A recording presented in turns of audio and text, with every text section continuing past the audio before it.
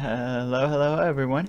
Welcome back to another episode of RLcraft. Today we're going to actually be doing a quick tutorial on what is monster crafting and equipment crafting. So this is a bit different than your regular crafting. Here we're going to utilize these monster drops that you get from killing enemies. If you've ever wondered what to do with them, you see that there's a lot of effects and a bunch of mumbo jumbo that they talk about, and if you have no idea what to do with it, then this is the tutorial for you. Other than crafting the equipment forges, you will not be needing the crafting table at all. In fact, there's a whole set dedicated to this, and it's a little bit confusing just because there is no explanation on how to use it here. At least you'd have to go to the actual their actual website to get a decent explanation on how to use this.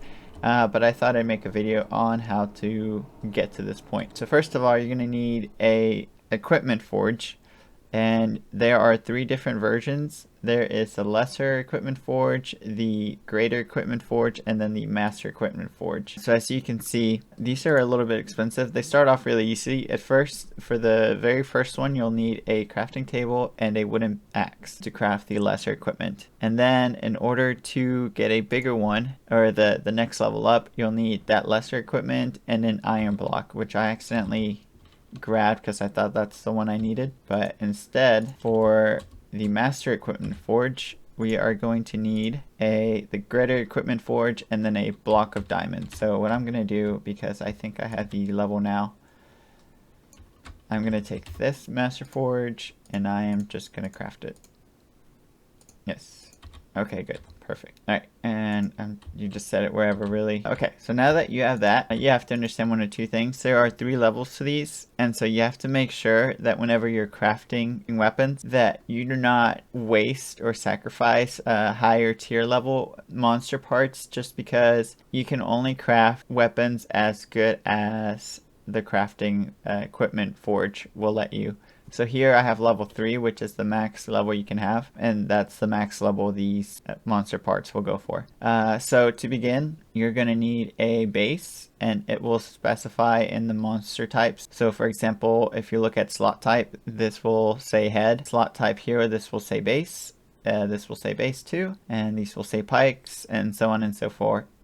You can find that in every monster part that you get. First, we're going to need a base, and this will unlock either this part right here or this part down here. So as you can see, if you try to put anything other than the respective needed part, it will not let you do anything with it. It will simply not let you put anything in there. You can also get a wooden rod, which you can actually craft if you do not have anything else, but it is pretty weak and it only has a base level of 1. So usually you want to go with something stronger. So here I'm just kind of messing around and playing around with the effects. I do note that some of these effects can be negative to yourself, so you want to be careful on what you're crafting, unless you can combat the effect some other way. For example, I had crafted a weapon, which I don't know why I didn't get it. So I had crafted this thing, and it won't really have a name because all of these are kind of creative. It'll just say crafted equipment, but I'm assuming you can change its name. Yep.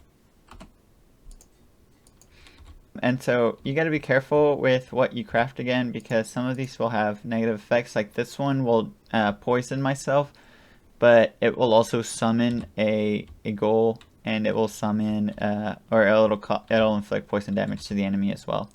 So it's kind of cool. It just sometimes backfires. So anyways, let's get started with this. So that is the base. I'm not sure what this part is called because I haven't come across it yet. So I don't have a slot for that. So we're just gonna, sometimes if it's like that, it's better to just go with something else. Like, okay, so I'm gonna get this for the base, which is unfortunate because it's only 2 out of 3, and I was hoping I could get a 3 out of 3 level. But see, it'll unlock this part, and that part is the head. So depending on the head that you want, it'll either unlock the pikes or the spearhead. So here is some of the heads, here's some of the pikes. If you want to see what that looks like, that would be for the pike, and you would attach, okay, you would attach axes to it. Okay, so that's what that would look like. No, oh no, how do I, okay, perfect. I didn't want to actually craft all that. Oh, I bet I did it anyways. I wonder if it'll let me, oh, that sucks. I didn't want to craft this. Okay, well, let's try another one then. Okay, so there's that.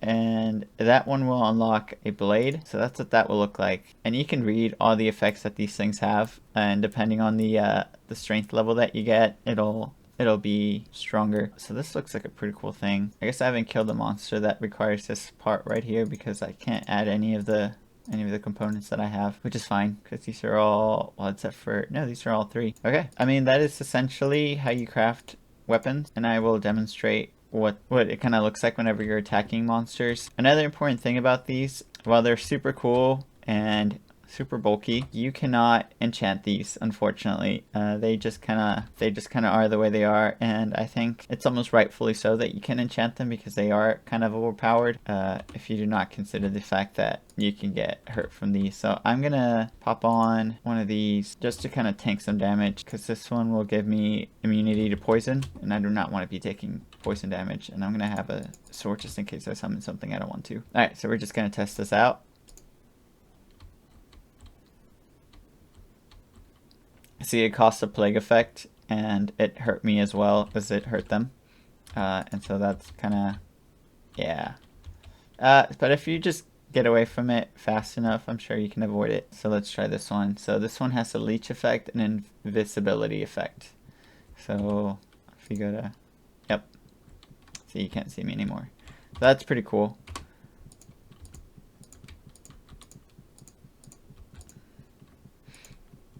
And these guys are supposed to do decent damage. The only reason you can't see that is because they only have 1 HP, but it's supposed to do 11 attack damage, 8 attack damage, and it has pretty awesome speed attack.